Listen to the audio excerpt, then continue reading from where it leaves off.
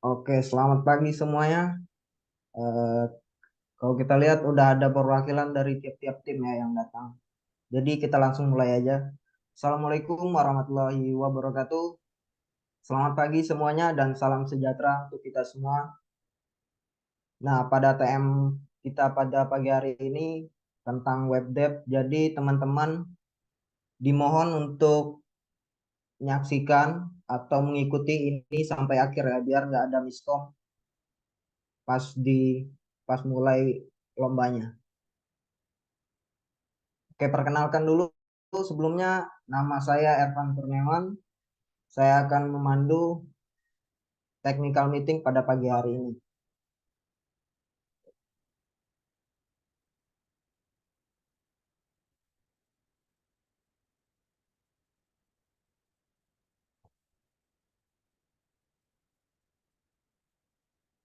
Oke, nggak usah berlama-lama, kita langsung aja langsung ke perkenalan panitia sama penjelasan apa itu ITES ya dari pihak panitia penyelenggara dari teknologi. Oke, boleh untuk Bang Leo bisa dijelaskan dari panitianya. Kemudian untuk penjelasan apa itu IPES, biar teman-teman yang lain ini bisa paham. Oke, terima kasih atas kesempatan Bang Irfan. Oke, selamat pagi rekan-rekan semua. Perkenalkan, nama saya Leonardo Tegarsuan. Saya mahasiswa Teknik Informatika tahun angkatan 2020 di Universitas Maritim. Terima kasih atas partisipasinya semua di acara Engineering Fest 2023, di mana ini udah track record kita selama 3 tahun berturut-turut terus ada, dan untuk perlombaan cyber security. Maksud saya web development ini pertama kali kita adakan khususnya untuk pelajar, karena kita menimbang beberapa banyak hal termasuk talenta-talenta di bidang tech ya, di bidang teknologi yang semakin lama semakin berkembang. Engineering Fest ini adalah suatu kegiatan yang dianulir oleh rekan-rekan mahasiswa di khususnya di Fakultas Teknik, dan ya panitia dari event ini sendiri merupakan mahasiswa aktif semua yang mau berpartisipasi untuk membuat suasana lingkungan akademis yang lebih hidup khususnya di Kepulauan Riau. Jadi ya dengan kegiatan-kegiatan kecil mudah-mudahan dapat memberikan impact ya, terhadap banyak orang, termasuk ke para pelajar, yang mana pelajar sekarang tuh keren-keren walaupun dia bukan di bidang uh, development, kadang bukan di bidang development, tapi dia berkecimpung untuk mau belajar baik di web dev, mobile dan lain sebagainya. Saya cukup banyak melihat orang-orang seperti itu, khususnya masih di tingkat pelajar padahal, tapi udah jago banget, bisa ini bisa itu, bahkan tech stack-nya ngalahin kawan-kawan yang kuliah gitu. Sedikit summary bahwasanya di Engineering Fest ini lombanya nggak sedikit, ada banyak sekali, dibagi dalam beberapa bidang, di mana ada sport, lalu ada e-sport, lalu ada kesenian, dan ya masih banyak lagi. Bahkan di tiap bidang itu bisa punya 3 sampai 4 lomba. Termasuk di bidang yang kita handle sekarang, yaitu BTech ya, bidang teknologi. Kita punya web dev dan infografis ilmiah. Jadi menyokong dua aspek. Yang pertama dari sisi si pelajarnya dulu, yang punya kemampuan teknis untuk bisa berkecimpung dan berkompetisi di bidang yang sifatnya teknis ya, yang kompeten. Lalu untuk di ranah ilmiahnya itu ada di infografis, tapi kita buat untuk tingkat mahasiswa terlebih dahulu, dan kita sederhanakan mekanisme lombanya menjadi sebuah infografis, jadi lomba infografis. Jadi tidak yang seperti lomba karya tulis ilmiah dan lain sebagainya, tapi infografis ini lebih mudah maksudnya bukan lebih mudah sih, tapi lebih fleksibel untuk dilaksanakan. Nah, setelah lagi kita juga sempat punya lomba di video editing pelajar yang mana mungkin belum dapat terlaksanakan dengan baik. Nah, Engineering Fest sendiri ini sebenarnya branding pertama dari rekan-rekan mahasiswa, yang mana sebelumnya itu namanya Dekan Cup, dan perlombaannya itu ada di tingkat mahasiswa. Nah, dari saya di Engineering Fest itu saja. Jadi rekan-rekan yang berpartisipasi, semoga tahun depan untuk selalu bisa ikut. Jadi perlombaan itu akan selalu diadakan kalau eh, kawan-kawan pelajar itu udah dapat inilah feel-nya untuk tipe-tipe kompetisi yang seperti ini. Mungkin nanti bakalan mekar, tidak hanya di web dev, mungkin nanti bisa di UX design, atau lomba gambar ya, gamtek, gambar teknik, atau bisa di CTF, Capture the Flag. Lalu masih banyak yang pengen dicobain, khususnya di bidang teknologi. Jadi tidak stuck di situ. Semua elemen yang ada di sekolahan, ya, khususnya sekolah-sekolah yang kejuruan, itu semua bisa dilombakan. Nah, dari saya cukup situ aja. Terima kasih saya ucapkan dari Mas Ervan, saya kembalikan pada Mas Ervan. Oke, terima kasih Bang Leo ya. Bener kali ya teman-teman kata Bang Leo. Nah, nanti hasil hasil dari web yang kalian buat juga itu bisa bikin portofolio untuk kalian ke depannya. Apalagi pas kalian udah masuk di perkuliahan ya. Nah, itu sangat membantu sekali teman-teman semua. Oke, kita lanjut aja untuk yang berikutnya kita akan bahas untuk teknis perlombaan. Nah, untuk teknis perlombaan ini akan dijelaskan oleh Bang Aidil nih. Nah, oke. Bang Aidil boleh jelasin untuk teknis dari web development ini sendiri biar teman-teman bisa pada paham dan nggak ada yang salah-salah lagi pas sudah lombanya. Teknisnya kayak perlombaannya gimana, kemudian teknologi-teknologi yang digunakan apa aja. Nanti akan dijelaskan oleh Bang Aidil, teman-teman semua. Oke, Bang Aidil boleh langsung. Oke, apakah suara saya terdengar? Eh, Sebelumnya, Assalamualaikum warahmatullahi wabarakatuh. Salam sejahtera untuk kita semua. Saya ingin mengucapkan selamat dan terima kasih pada para peserta yang sudah turut serta dalam lomba Engineering Fest, khususnya di cabang lomba divisi bidang teknologi, cabang lomba web development. Kenapa dibilang selamat? Karena teman-teman di sini menurut saya sebagai seorang pelajar sudah selangkah lebih maju untuk eh, tetap fokus dalam menentukan karir kalian, mengawali karir kalian dengan mengikuti lomba-lomba seperti ini. Seperti tadi dibilang Bang Ervan, dengan adanya lomba-lomba ini teman-teman bisa mendapatkan sertifikat, teman-teman sudah bisa membangun sebuah portofolio yang kelak akan digunakan di beberapa lingkungan pekerjaan dan juga bisa diawali dengan di perkuliahan nanti. Dan oke ya, tanpa basa-basi, saya langsung akan membahas tentang buku panduannya. Saya izin share screen ya.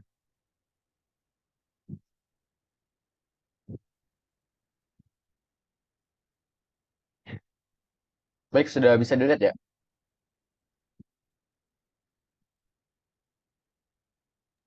Sudah, Bang. Sudah. Ya.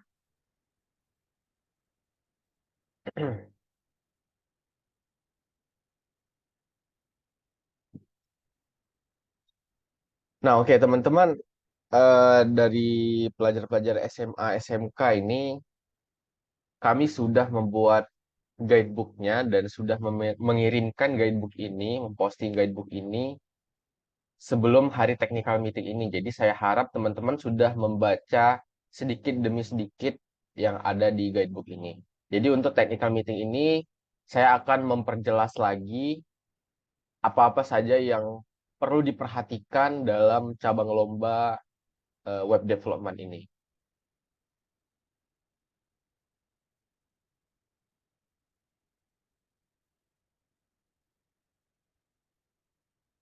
Nah, jadi untuk sekedar menegaskan bahwa Engineering Fest di bidang teknologi itu ada dua cabang lomba ya teman-teman. Yang pertama ada infografis ilmiah dan web development yang diperuntukkan untuk pelajar. Nah, ini nih yang paling penting. Tema lomba yaitu transformasi digital dalam bidang maritim untuk keberlanjutan masa depan. Jadi ada beberapa makna penting dalam konteks maritim. Yang pertama, transformasi digital. Jadi merujuk pada perubahan fundamental dalam cara sektor maritim beroperasi, termasuk penggunaan teknologi digital seperti Internet of Things atau IoT, Big Data, dan otomatisasi. Yang kedua ada bidang maritim, menyoroti fokus tema pada industri maritim yang mencakup transportasi laut, logistik, lingkungan perairan, pariwisata, dan sektor terkait. Kemudian yang terakhir ada keberlanjutan masa depan, menggarisbawahi pentingnya penggunaan teknologi digital dalam menjaga dan meningkatkan keberlanjutan lingkungan, ekonomi, dan sosial dalam jangka panjang. Jadi nanti teman-teman akan membuat sebuah project, sebuah website ya, aplikasi dalam bentuk aplikasi, website dinamis yang harus mencakup tema ini. Jadi nggak harus tema besarnya ya teman-teman. Ini tema besarnya transformasi digital dalam bidang maritim untuk keberlanjutan masa depan. Jadi teman-teman di sini ada 3 subbab tema. Yang pertama transformasi digital, bidang maritim, dan keberlanjutan masa depan. Jadi misalnya nih, si A ingin membuat sebuah website yang memfokuskan di tema keberlanjutan masa depan. Misalnya di Tanjung Pinang ini teknologinya masih kurang. Jadi dengan adanya website teman-teman bisa seperti memberikan inovasi-inovasi, ide-ide yang teman-teman tuangkan dalam bentuk website gitu. Kita lanjut.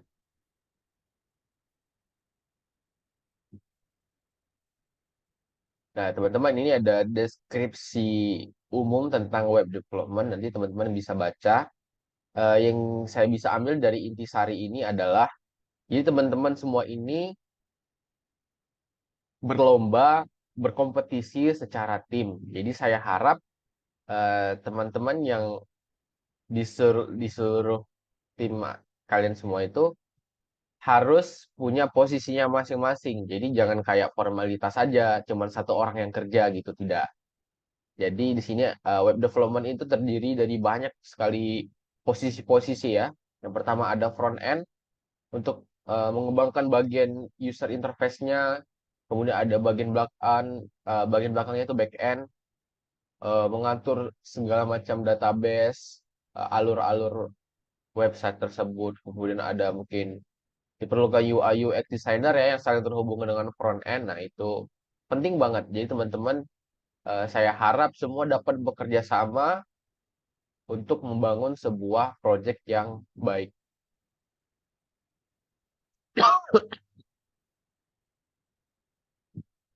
Kemudian ada timeline web development. Jadi pendaftaran ini sebelumnya sudah dibuka tanggal 19 Oktober ya teman-teman. Dan diperpanjang beberapa kali sampai tanggal 12 November. Kemudian pengerjaan proyek itu sudah dilakukan, diberikan waktu dari tanggal 8 sampai tanggal 24 November. Nah, jadi ini kan sebelumnya technical meetingnya direncanakan tanggal 8. Tetapi karena ada beberapa hal yang perlu dipersiapkan ulang, jadi di tanggal 10 pengerjaan proyek dimulai sampai tanggal 24. Jadi setelah technical meeting ini teman-teman bisa langsung membuat proyeknya. Kemudian ada presentasi secara offline atau luring di tanggal 25 November, lokasi di Umrah Fakultas Teknik dan Teknologi Kemaritiman di Senggarang ya teman-teman, kampus di Senggarang. Jadi untuk ruangannya, untuk di mana nanti tempatnya, nanti kami akan informasikan di grup WhatsApp. Kemudian yang paling penting itu ada pengumuman juara ya teman-teman. Di tanggal 26 November 2023 di Malam Penganugerahan. Untuk Malam Penganugerahan ini juga menjadi malam penutupan dari seluruh cabang lomba perlombaan Engineering Fest. Jadi nanti teman-teman, saya harap semua peserta web development dapat hadir turut serta dalam malam penganugerahan. Karena itu nanti megah banget, serius. Nanti untuk malam penganugerahan di ini Bang Leo ya, di gedung daerah ya. Eh, Insya Allah kalau dari rekan PT lagi pengen usahain di sana sih. Oke, baik-baik ya. Nanti untuk info selanjutnya bisa kami beritahukan ya nanti di mana. Nah, kemudian kita masuk ke ketentuan dan penilaian.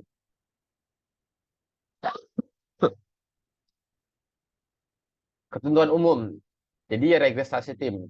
Registrasi dikenakan biaya sebesar Rp100.000. Pembayaran dapat ditransfer ke bla bla bla bla bla bla. Hak tim setelah registrasi. Jadi peserta yang telah melakukan daftar akan mendapatkan beberapa hal berikut. Konsumsi acara pembukaan, konsumsi acara perlombaan, dan sertifikat keikutsertaan. Untuk pembukaan sebelumnya tidak ada ya teman-teman. Jadi nanti ada di konsumsi acara perlombaan dan acara penutupan gitu digantinya. Kemudian penganugerahan hadiah, juara 1, juara 2 dan juara 3 akan mendapatkan piala, sertifikat, dan uang pembinaan. Jadi teman-teman saya harap jangan melihat pialanya, jangan melihat uangnya, tapi incar sertifikatnya, incar juara satunya gitu. Karena apa? Karena kalau udah ada juara 1 ya portofolio makin bagus gitu. Jadi untuk menunjang ke hal kedepannya. Kemudian ada syarat dan ketentuan umum. Peserta merupakan siswa atau siswi atau pelajar aktif di jenjang SMA, SMK, atau lebih tepatnya tingkat SLTA dari Tanjung Pinang dan Bintan. Tiap peserta merupakan warga negara Indonesia. Tiap tim terdiri dari 2 sampai 5 siswa atau siswi. Pembimbing merupakan guru aktif di sekolah asal. Setiap sekolah diperbolehkan mengirim lebih dari 1 tim dalam cabang perlombaan web development. Anggota dalam tim tidak bisa diganti dengan alasan apapun setelah submit formulir. Kemudian biaya pendaftaran tidak dapat dikembalikan dengan alasan apapun setelah pendaftaran. Pembuatan proyek website bisa dilakukan setelah technical meeting dilakukan. Proyek yang akan disubmit pada tanggal 24 November 2023 dikirim dalam link repositori GitHub perwakilan peserta dan link website yang sudah dideploy atau di hosting. Nah, ini penting teman-teman. Jadi nanti jangan lupa catat tanggal 24 itu deadline untuk pengumpulan projectnya. Ada 2 hal penting. Yang pertama, kalian kirim folder aplikasinya ke link repository GitHub. Kemudian kalian perlu deploy hosting ke websitenya biar biasa online gitu. Jadi saya sarankan menggunakan platform hosting gratis saja ya, seperti 000 web host app gitu, nggak usah berbayar. Proyek yang disubmit lewat dari tanggal yang ditentukan tidak akan dinilai. Setelah proyek disubmit, para peserta diharapkan untuk menyiapkan beberapa ketentuan yang ada di babak lomba presentasi. Dan jadi teman-teman eh, sudah disubmit tanggal 24 itu mencantumkan link GitHub-nya, link repository, dan halaman websitenya sudah online. Kemudian teman-teman perlu mempresentasikan ulang secara luring, secara offline. Jadi nanti teman-teman akan berhadapan dengan beberapa juri, menyiapkan beberapa jawaban yang akan ditanyakan oleh juri. Nah, itu ada beberapa penilaian nanti akan saya bahas di bawah.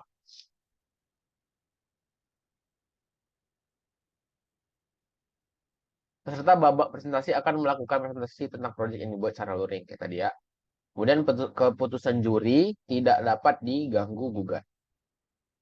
Oke, untuk technical meeting kita skip aja. Nah, ini yang paling penting. Ketentuan proyek.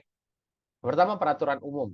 Jadi setiap tim hanya diperkenankan mengirim satu proyek website. Jadi nggak boleh lebih ya, hanya satu saja.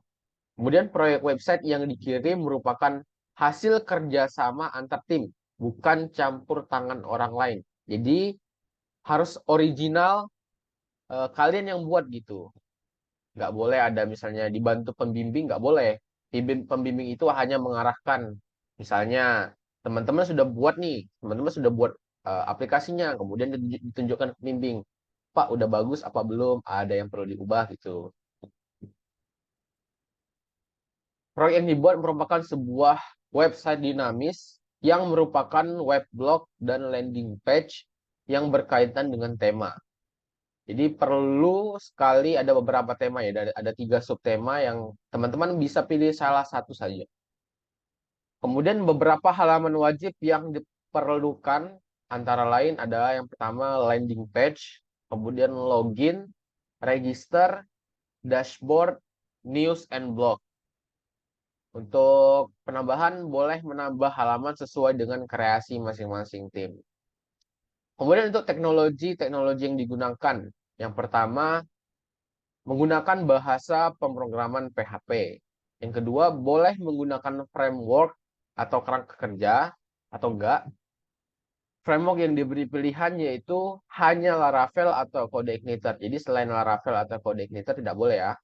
Kemudian ada basis data bersifat RDBMS, yaitu Relational Database Management System menggunakan bahasa SQL yaitu MySQL. Jadi teman-teman bisa menggunakan platform untuk menggunakan bahasa SQL ini seperti contoh PHP dan MySQL Workbench ya. Jadi nanti untuk submit di link repository, teman-teman jangan lupa untuk mengekspor .sql-nya. Nanti buatkan folder khusus yang ada di folder aplikasi teman-teman untuk menampung bahasa .sql-nya. Bang, kenapa harus Bang? Kenapa enggak? Kalau misalnya kan pakai Laravel tuh ada namanya Laravel Migration kan. Nah, jadi teman-teman tidak semua orang tahu kita perlu migrate-nya gitu. Jadi teman-teman perlu mentahan database-nya yang sudah real, sudah jadi gitu. Ingat ya, catat. Ini penting banget. Kemudian terminal menggunakan Git. Nah, ini ya perlu untuk push ke GitHub-nya ya, teman-teman. Kemudian ada penggunaan aset seperti gambar, font, dan lain-lain boleh digunakan apabila bersifat open source dan dapat dipertanggungjawabkan. Jadi teman-teman, kalau misalnya nih pengen yang betul-betul bagus banget, pakai yang berbayar. Nah, itu teman-teman, kalau misalnya nanti ada pihak lain yang komplain tentang penggunaan aset teman-teman, nah itu teman-teman dapat ditanggungjawabkan sendiri ya. Kemudian ada desain landing page, login, register, news, and blog diharuskan menggunakan desain karya sendiri, tidak menggunakan template orang lain, kecuali dashboard template. Nah, jadi selain landing page, login, register, news, and blog, itu kan dashboard kan. Jadi dashboard teman-teman boleh menggunakan dashboard template. Seperti saya contohkan itu ada SB admin. Nah, itu boleh dipakai. Itu udah template awal kan. Jadi teman-teman bisa pakai itu. Nah, ini kemudian babak presentasi.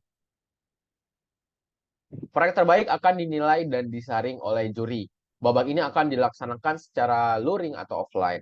Tempat dan waktu akan disampaikan di grup WhatsApp nanti. Para tim yang menjadi finalis harap mempersiapkan beberapa hal berikut untuk ditampilkan pada babak final. Yang pertama, demo website. Jadi nanti teman-teman akan mendemokan website dari ya register, login, halaman utamanya, dan lain-lain. Kemudian penjelasan mengenai page masing-masing per halaman, penggunaan warna, font, dan beberapa informasi yang tertera.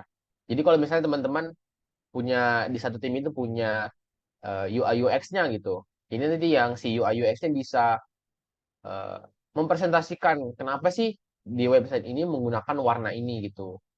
Kenapa harus menggunakan warna ini? Artinya apa? Apa hubungannya dengan tema gitu. Kemudian kenapa fontnya ini? Apakah karena dia bersifat tegas gitu. Kemudian ada beberapa informasi yang tertera lagi. Kemudian manfaat website tersebut. Jadi teman-teman tidak hanya membuat website eh, website yang tidak ada manfaatnya gitu. Pasti ada manfaatnya untuk tema awal kita tadi, transformasi digital. Kemudian jika mempunyai mockup desain dapat ditampilkan. Nah, jadi mockup desain itu seperti ini ya contohnya. Nah, ini misalnya saya gunakan Figma.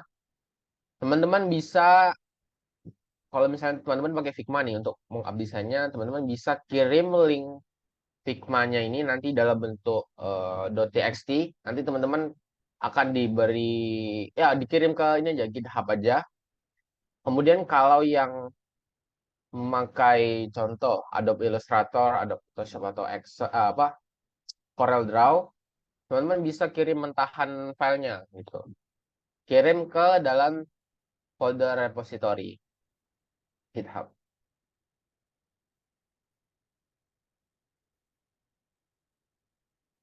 Oke, untuk pembahasan lanjut itu di hari hanya, di presentasinya, setiap tim diberi waktu 30 menit untuk melakukan presentasinya. Jadi dalam waktu 30 menit, peserta dipersilahkan untuk mempresentasikan proyeknya selama 20 menit dan 10 menit untuk sesi pertanyaan oleh juri. Jadi misalnya nih, kalian belum sudah selesai setelah sebelum 20 menit. Nanti beri aba-aba untuk kami sudah selesai mempresentasi dan nanti juri langsung memberikan beberapa pertanyaan terkait proyek yang telah teman-teman buat. Kemudian jika tim tidak hadir dalam waktu yang diberikan panitia, maka tim akan gugur. Ingatnya teman-teman, pastikan teman-teman itu datang tepat waktu, eh, tetap jaga kesehatannya, tetap jaga mentalnya, jangan galau-galau dulu, fokus. Kemudian peserta membawa satu laptop untuk melakukan presentasi yang memiliki port HDMI atau VGA. Jadi kan kenapa penting teman-teman membawa laptop? Karena project itu em, ada di laptop teman-teman. Jadi teman-teman perlu membawa laptop masing-masing. Pastikan laptop teman-teman memiliki port HDMI atau VGA supaya bisa dimasukkan port untuk proyektornya. Kemudian peserta menggunakan pakaian yang rapi dan sopan. Boleh menggunakan pakaian di luar seragam sekolah boleh. Kemudian penilaian juri tidak dapat diganggu-gugat. Nah, untuk penilaian, yang pertama ada penilaian umum. Kesesuaian website dengan tema. Ini tadi saya sudah jelaskan berulang kali. Website tersebut harus sesuai dengan tema, yaitu transformasi digital dan ada beberapa subbab lainnya. Kemudian ada kreativitas dan desain. Jadi kreativitas dan desain itu misalnya teman-teman nggak hanya buat websitenya yang kurang interaktif gitu. Misalnya lebih bagus, lebih interaktif. Untuk landing page-nya misalnya ada efek-efek parallax-nya gitu kan lebih keren. Nah, ini sudah menjadi penilaian yang bagus untuk kreativitas dan desain. Kemudian ada klaritas informasi, kejelasan informasi. Jadi teman-teman di website teman-temannya sudah buat itu informasi-informasinya sudah jelas di situ dan tidak tidak ada yang patut dipertanyakan lagi gitu.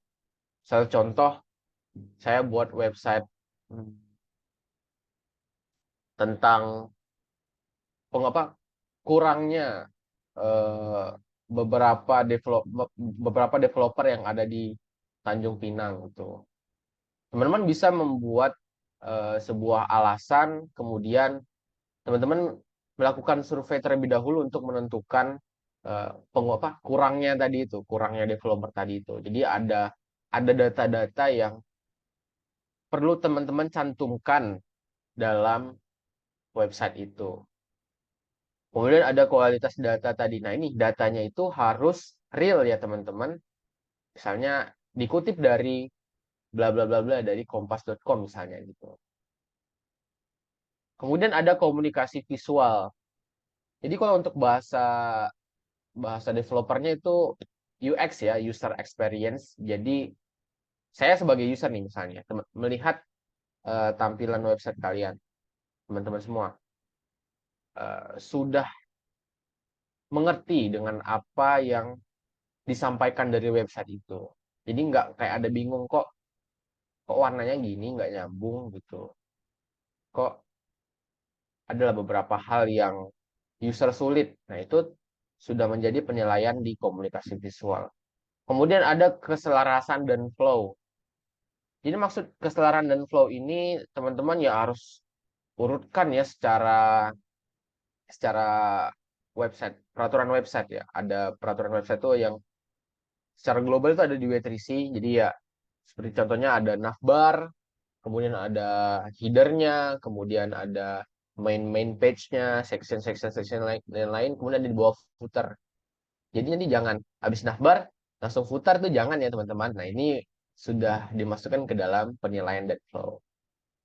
Kemudian masuk ke penilaian babak final. Babak finalnya itu tadi babak presentasinya. Ada beberapa penilaian nih. Kemudian ada penguasaan materi dan penilaian umum. Nah, penilaian umum tuh yang di penilaian pertama ini. Itu sebesar 35%. Kemudian kerja sama tim, percaya diri, dan antusias selama presentasi. Jadi nanti saya harap teman-teman saat melakukan presentasi, setiap orang itu bisa menjelaskan, bisa mempertanggungjawabkan apa yang telah teman-teman buat. Jangan hanya dia matung aja gitu kayak presentasi di kelas gitu, jangan. Saya harap teman-teman dapat saling bekerja sama, berkomunikasi, jadi tidak seperti monoton gitu lah presentasinya. Kemudian manfaat ini tuh manfaat dari websitenya sebesar 10%. Kemudian untuk tanya jawab dengan juri nih, ini yang paling penting, penting juga nih, 30%. Oke, sekiranya itu saja pembahasan teknis tentang web development. Kemudian saya harap teman-teman bisa berkompetisi secara sportif dan sungguh-sungguh karena menurut saya ya jarang sekali di Tanjung Pinang dan Bintan ini mengadakan lomba-lomba untuk mempersiapkan karir kalian sebagai pelajar di tingkat SLTA, khususnya di bidang teknologi web development ini. Jadi makanya tadi saya membuat teknologi-teknologi itu harus seperti ini. Kenapa? Jadi PHP, pemrograman PHP, framework-framework yang ini itu sebenarnya sudah ada di kurikulum kalian semua. Jadi ya kalian belajar di sekolah, kalian membuat project untuk istilahnya training gitulah. Training latihan untuk membuat portofolio, mengikuti lomba di luar sekolah. Jadi sekiranya itu saja. Terima kasih banyak dan saya ucapkan semangat dan terima kasih teman-teman sudah berpartisipasi dan saya lanjutkan ke moderator. Terima kasih. Oke, terima kasih ya Bang Aidil. Nah, gimana nih teman-teman? Udah paham apa aja yang harus kalian buat, kemudian apa aja teknologi yang digunakan. Jangan sampai nanti disuruh PHP kalian pakai JavaScript ya. Nah, itu udah masuk ke dalam kategori penilaian tadi. Nah, jangan sampai salah. Makanya dari awal sudah saya bilang untuk perhatikan biar nggak ada kesalahan dalam saat lomba dimulai. Nah, gitu. Oke, untuk teman-teman yang masih kurang paham boleh bertanya, langsung raise hand aja. Kalau nggak bisa, bisa diketik aja di kolom chat. Kalau ya ada yang belum paham, nanti untuk CSS frameworknya boleh nggak pakai yang boleh nggak pakai bootstrap misalnya kan, atau ada yang mau pakai Tailwind CSS kan belum dijelasin ke dia. Nah, boleh itu ditanyakan teman-teman. Atau ada pertanyaan lain mungkin?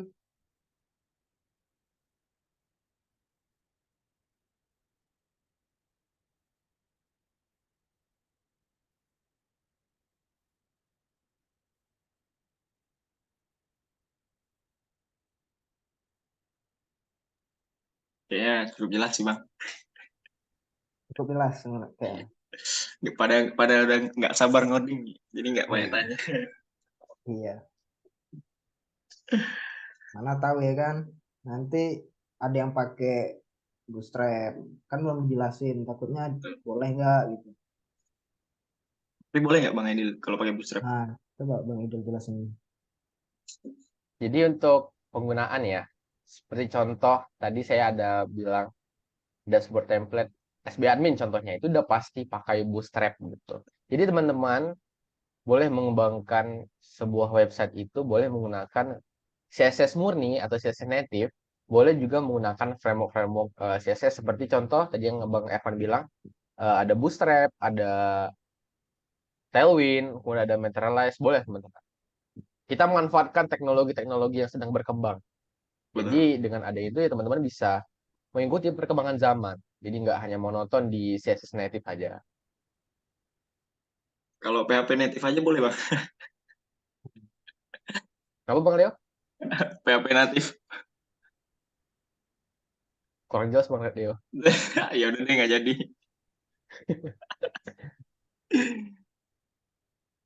Nah, gimana nih teman-teman? Ada nggak yang mau ditanyakan lagi? Sebelum kita tutup nih, jangan sampai pas sudah lumpanya nanti baru mau tanya ya. Ini mah kesempatan Hmm. kalian bertanya.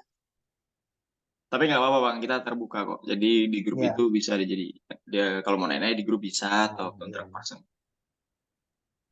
Tapi saya harapkan teman-teman ngomongnya tanyanya bisa di sini saja ya gitu. Nanti kalau di grup Nah, takutnya kami sedikit slow respon gitu. Kalau di sini kita bisa langsung face to face.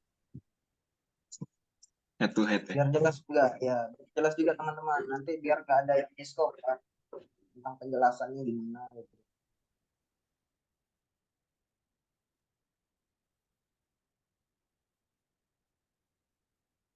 Halo, halo, ini mana suaranya nih? Dari SMK 4, dari ya diam, pada diam semua. SMA Saya 4 halo dulu teman-teman. sekolahku. Ada nggak nih orangnya nih? Nah, Ada Halo, Bang. halo, coba SMK 4 nih, open mic nih. Ada. Kawan-kawan SMA 1 yang mana ya?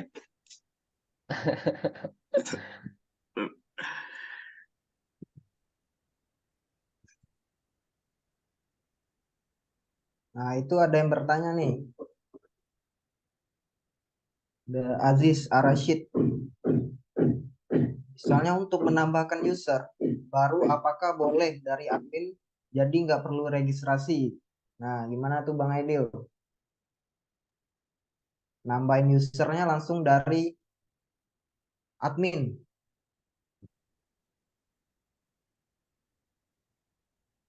Perlu ya teman-teman, register itu perlu. Jadi emang bisa sih admin menambahkan sebuah user ya di tabel user itu bisa ditambahkan oleh admin. Tapi teman-teman perlu membuat fitur register. Jadi contoh seperti ini, website and blog. Teman-teman buat pengelola blognya itu banyak sebenarnya kan yang ingin membuat berita-berita. Jadi mereka tidak perlu, kalau seperti ini konteksnya hanya admin saja yang bisa membuat user baru gitu. Jadi mereka tidak bisa mendaftar sebagai sebagai blogger gitu, sebagai penyedia berita-berita. Jadi perlu ya teman-teman halaman register harus ada itu termasuk dalam penilaian juga. Oke, jadi perlu ya Aziz untuk menambahkan usernya biar user sendiri ya, bukan dari adminnya langsung gitu.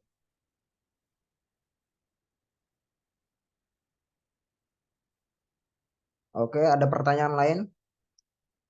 Boleh nih, ditanyakan aja.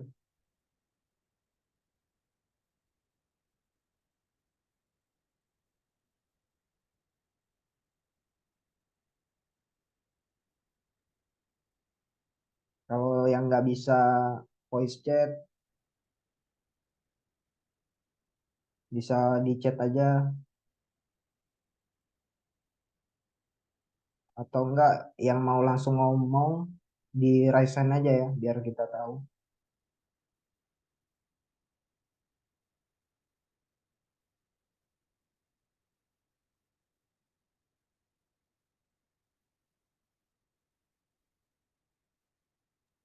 Oh ya, nanti info presentasi ini kita meet lagi atau di WhatsApp aja, Dil?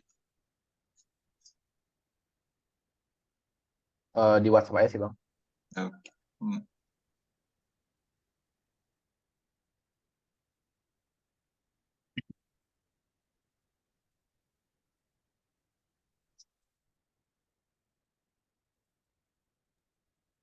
Oh, nah, oke, kelihatannya nggak ada yang mau bertanya lagi nih. Kalau nggak ada, kita tutup aja ya. Boleh, boleh. Oh ya, Nah, nanti di recordan tak upload di YouTube.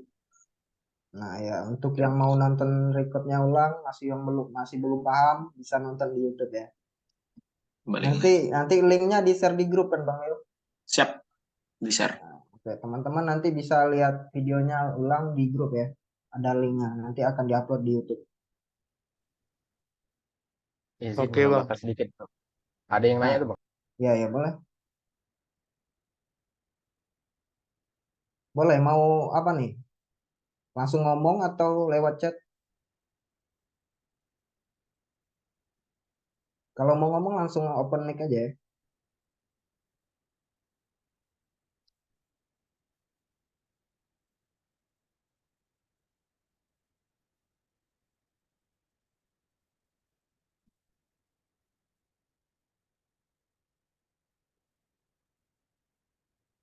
Oke, ini ada tambahan sedikit untuk pertanyaan sebelumnya. Ketika admin menambahkan data pada satu tabel tersebut bisa langsung menambahkan user di backend secara otomatis. Nah, gimana nih Bang Idil? Coba ditanggapi dulu dari pertanyaan sebelumnya si Hari menambahkan untuk admin yang menambahkan data pada satu tabel tersebut bisa langsung menambahkan user di backend secara otomatis. Boleh nggak? Atau memang harus dari user sendiri yang registrasi?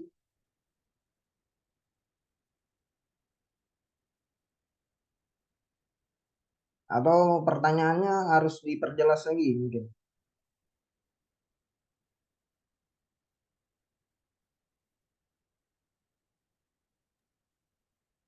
Nah, teman-teman, ini agak sedikit keliru ya, teman-teman. Sebenarnya otomatisasi ini bagus sekali, cuman ini perlu namanya si adminnya. Kita perlu peran adminnya gitu. Jadi perlu menggunakan form register. Jadi teman-teman user yang lain itu, user yang belum terdaftar itu, nggak harus menghubungkan admin gitu. Jadi admin itu sebenarnya hanya eh, pengawas saja, misalnya di website itu hanya pengawas. Apabila terjadi error, dia akan melakukan fixingnya di situ. Jadi kalau untuk register bisa dilakukan secara mandiri oleh user, tidak ada sangkut pautnya dengan admin. Jadi perlu menggunakan register, ya bolehlah menggunakan. Perlu menggunakan form register itu.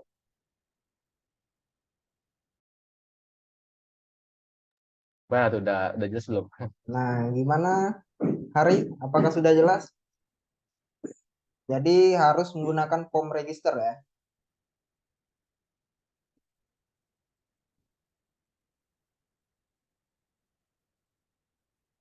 Ayo nih untuk teman-teman lain.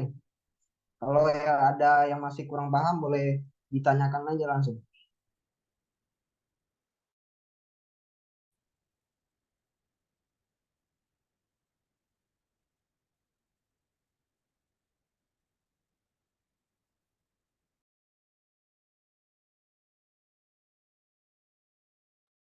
Ah iya, untuk sedikit Bang penambahan untuk pertanyaan ini. Jadi teman-teman untuk data adminnya, jadi kan sebelum login itu teman-teman perlu menambahkan data admin. Kalau misalnya belum menggunakan, tidak menggunakan framework, teman-teman bisa tambahkan dummy data untuk admin di tabel MySQL. Kalau menggunakan framework seperti Laravel, teman-teman bisa menggunakan namanya database seeding gitu. Jadi kalau misalnya dari kayak admin ini menambahkan user di backend secara otomatis itu biasanya pakai seeding ya. Boleh juga, boleh juga seperti itu. Itu hanya untuk berlaku di usernya apa user adminnya saja. Tapi kalau user selain admin, teman-teman harus menggunakan form register seperti itu. Oke, baik. Mudah-mudahan yang bertanya bisa paham ya. Udah jelas juga tuh jawabannya dari Bang Aidil.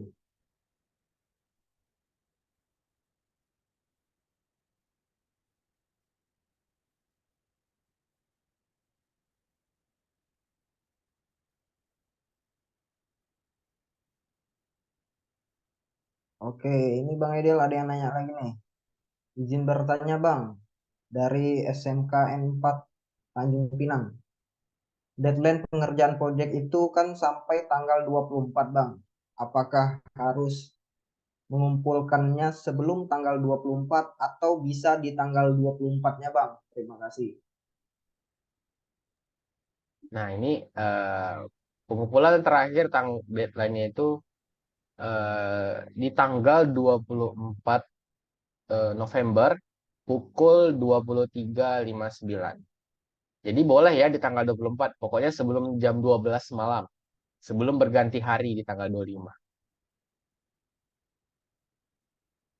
Nanti kami sediakan, oh ya nanti teman-teman kirim link repositorinya itu, nanti kami sediakan Google Drive-nya.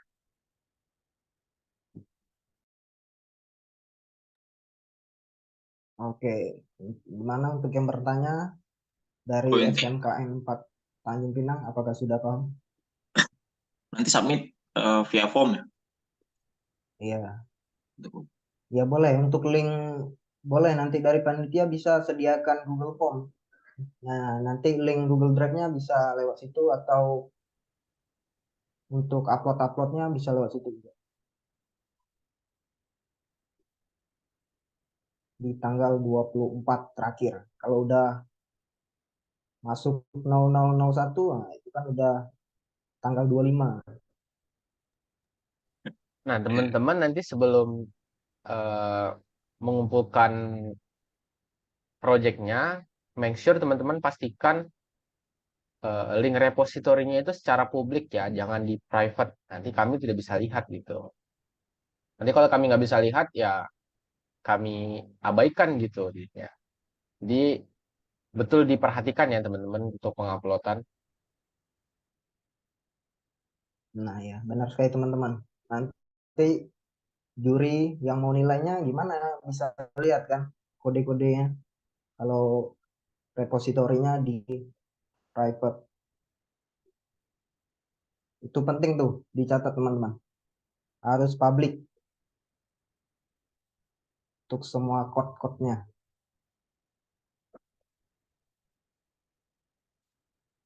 Gimana nih teman-teman? Ada pertanyaan lain? Atau sudah tidak ada pertanyaan lagi?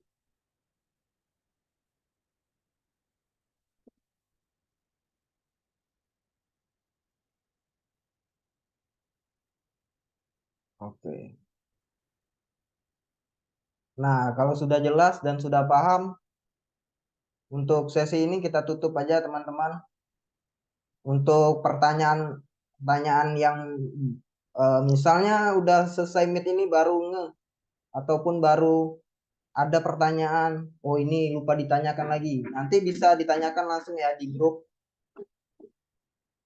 Nah, nanti akan dijawab sama Bang Aidil dan ada juga Bang Leo di sana. Oke teman-teman, kalau nggak ada pertanyaan lagi untuk sesi ini kita tutup. Terima kasih untuk teman-teman semua yang sudah datang dan hadir. Walaupun nggak semua perwakilannya datang, hanya ada beberapa aja dari satu tim. Yang penting dari setiap tim ada yang hadir ya, biar bisa menjelaskan kepada teman-teman satu tim yang lainnya juga. Oke, cukup sekian. Saya ucapkan terima kasih sekali lagi. Saya akhiri. Assalamualaikum warahmatullahi wabarakatuh. Waalaikumsalam warahmatullahi wabarakatuh. warahmatullahi Terima kasih Bang Irfan atas panduannya. Sama-sama. Terima kasih kawan-kawan semua. Sampai jumpa di hari Bye-bye. presentasi. Dadah, yuk dipersilakan yang mau keluar keluar. Thank you ya yang udah mau masuk. Thank you Dil. Oke, thank you, Bang.